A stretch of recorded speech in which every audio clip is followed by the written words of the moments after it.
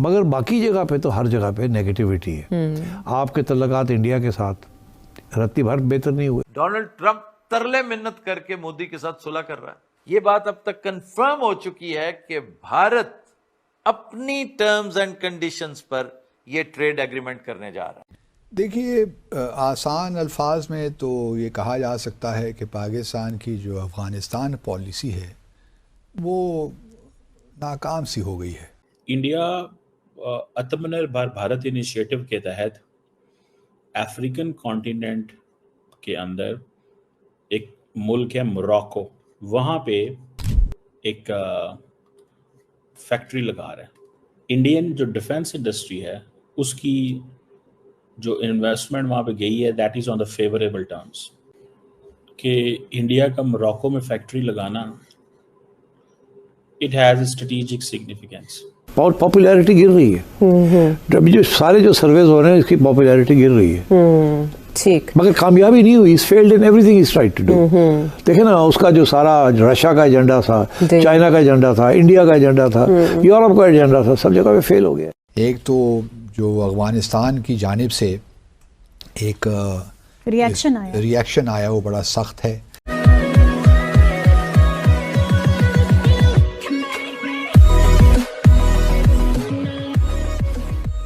नमस्कार दोस्तों, अब यहाँ पर बात हो रही है कि भाई हो सकता है कि भाई अफ्रीका के अंदर जो भारत है वो डिफेंस के मामले में अपना प्रोडक्शन जो है वो वहाँ शुरू कर सकता है। अब देखिए, धीरे धीरे करके डिफेंस के मामले में इंडिया जिस तरीके से आगे बढ़ रहा है ना, पूरी दुनिया उसको नोट कर रही है। और पिछले दिन ऑपरेशन सिंदूर के दरमियान जो भी चीज़ हुई इंडिया और पाकिस्तान के बीच में, तो भारत के पास जितने भी हथियार है, इंडिया ने जो इंपोर्ट किए थे रशिया से या दूसरे कंट्रीज से, वो तो हमने चलाए ही, लेकिन इंडिया के जो खुद के मैन्युफैक्चरिंग वाले हथियार है वो भी ओके टेस्ट हो चुके हैं यहाँ पर। अब पूरी दुनिया अट्रैक्ट तो हो रही है। और उसके अलावा बात यहाँ पर हो रही है कि अफ्रीका के अंदर जो है वो इंडिया डिफेंस के मामले में फैक्ट्री खोलने वाला है। देखिए, ऑब्वियसली वहाँ पर रोज़गार मिलेगा और ये सारी चीज़ें होगी। लेकिन अगर दूसरी बात अगर आप देखो अफ्रीका के अंदर, कि अफ्रीका के अंदर इंडिया का एक अलग ही इन्फ्लुएंस चल रहा है। अफ्रीका के अंदर चाइना भी ट्राई कर रहा है अपना, लेकिन वो गवर्नमेंट के लेवल तक हो रहा है, गवर्नमेंट की जो बड़ी बात है। लेकिन इंडिया का है वो कॉमन लोगों के तक पहुंच रहा है। और ये जो चीज़ है ना अफ्रीका के अंदर इंडिया की जो मतलब कि एंट्री हो रही है, बहुत ही अजीब सी एंट्री हो रही है, वो दुनिया को अच्छा नहीं लग रहा। और यहाँ पर आप कमर शीमा वही बोल रहे हैं। इसी के साथ ये वीडियो शुरू करता है। और हाँ दोस्तों, सुपर थैंक्स के ज़रिए हमें मदद करना ना भूलें। आत्मनिर्भर भारत इनिशिएटिव के तहत अफ्रीकन कॉन्टिनेंट के अंदर एक मुल्क है मोरक्को। मोरक्को जो है वो वहाँ पे एक फैक्ट्री लगा रहा है। और वो एक बड़ी, आप समझ लें कि इम्पोर्टेंट फैक्ट्री है। किस सेंस में? इंडिया की एक कंपनी है टाटा एडवांस सिस्टम, जो कि ये एक व्हील्ड आर्मर्ड प्लेटफॉर्म्स बनाते हैं।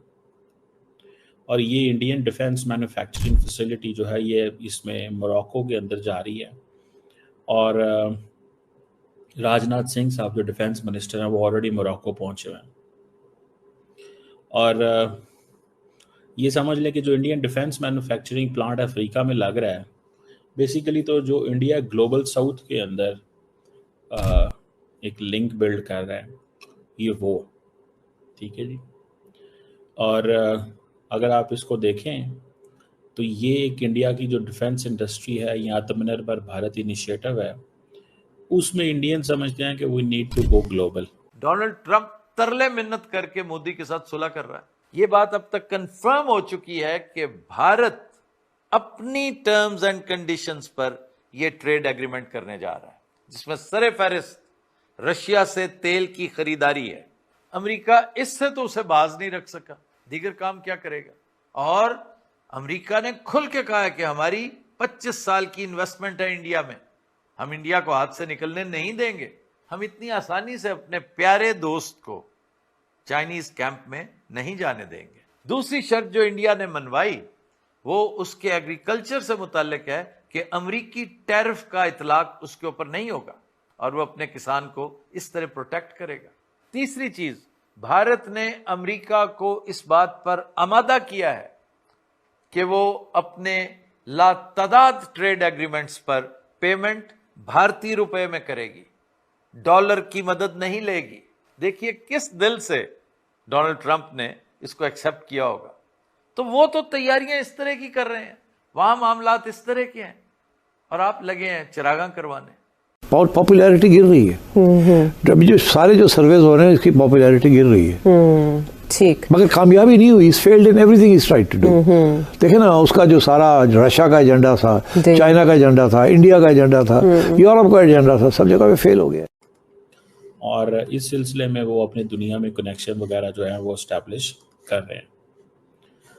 अब देखिए राजनाथ सिंह साहब जो हैं वो वहाँ पे हैं 2 दिनों के लिए।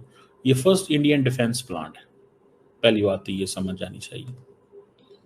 और टाटा एडवांस सिस्टम जो है उसको, ये इंडिया की ये जो फैक्ट्री है ना, ये बेसिकली इंडिया के ये जो ग्रुप हैं, अदानी, अंबानी, टाटा, ये इंडिया को बहुत ज़्यादा ग्लोबल आउटरीच देते हैं। ठीक है जी।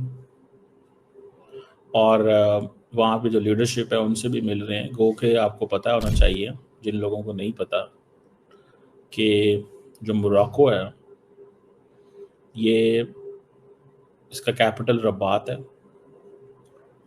स्ट्रेट ऑफ जिब्राल्टर के ऊपर इसकी जो, वो जिसे कहते हैं ना, ये है मेडिटेरेनियन में, और मुस्लिम कंट्री है।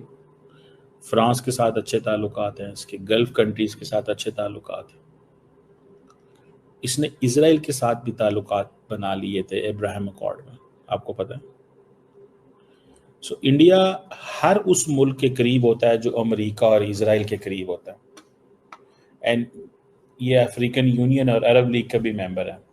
इंडियन जो डिफेंस इंडस्ट्री है उसकी जो इन्वेस्टमेंट वहाँ पे गई है, that is on the favourable terms. Favourable terms, India को उसका फ़ायदा है।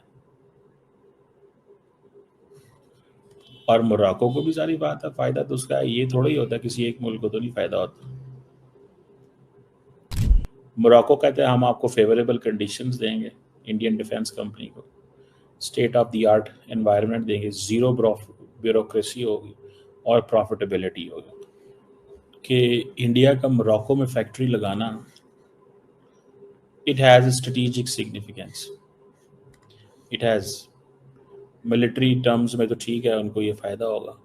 इंडिया ने कल इन्हीं जगहों पे फैक्ट्रियां लगा के, कल को जब लड़ाइयाँ होनी हैं यूरोप के अंदर, क्योंकि इंडिया ये समझता है कि यूरोप फ्रांस और रशिया की कन्फ्रंटेशन चलनी है, तो दे बिलीव कि हम इनको असला दें, हम यूरोप को असला दें, हम रशिया को असला दें।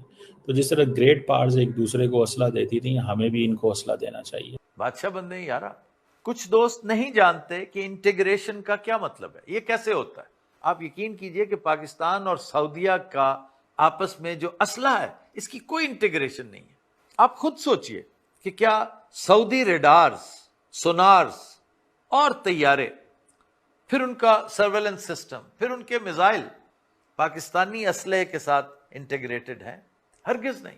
मैं समझता हूं ये कोई ढकी छुपी बात नहीं है कि अगर इसराइल पर हमला करने के लिए सऊदी अपना कोई अमरीकी तैयारा उड़ाना चाहे, उड़ना तो दरकिनार वो स्टार्ट भी नहीं होगा, इसलिए कि अमरीकियों के पास अपने हर असले, हर व्हीकल का चोर स्विच है। इसको कोड कहते हैं, वो कोड उनके पास है।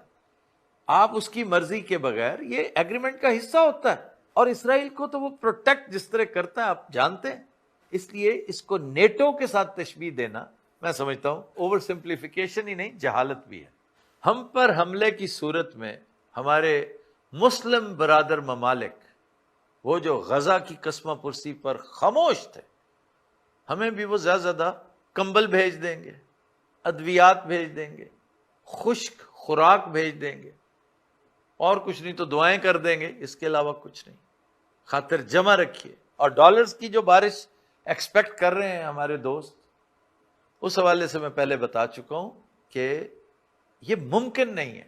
अलबत्ता जैसे गरीब आदमी के लिए थोड़ा सा चेंज भी बहुत होता है। हमको बिलियंस ट्रिलियंस तो मांग नहीं रहे, हमें को 100 मिलियन भी दे दो तो हम समझेंगे कि भाई सुभान अल्लाह। तो हमें फ़ायदा होगा डिफेंस, और सस्ता बनाएंगे एज़ कम्पेयर टू अगर यही मिलिट्री हार्डवेयर फ्रांस बनाता है या जर्मनी बनाता है या अमेरिका बनाता है। हो सकता है उसकी कैपेबिलिटी ज़्यादा हो सकता है उसकी रिलायबिलिटी ज़्यादा हो, ठीक है, लेकिन at the same time what is important कि वो आपस में एक दूसरे के वो करीब आ जाते हैं, इस सेंस में कि यार हम उतना खर्चा नहीं करते, या हमारी R&D पे या हमारे एक्सपेरिमेंट्स में उतना खर्चा नहीं आता जब ये साउथ एशियंस करते हैं, ठीक है।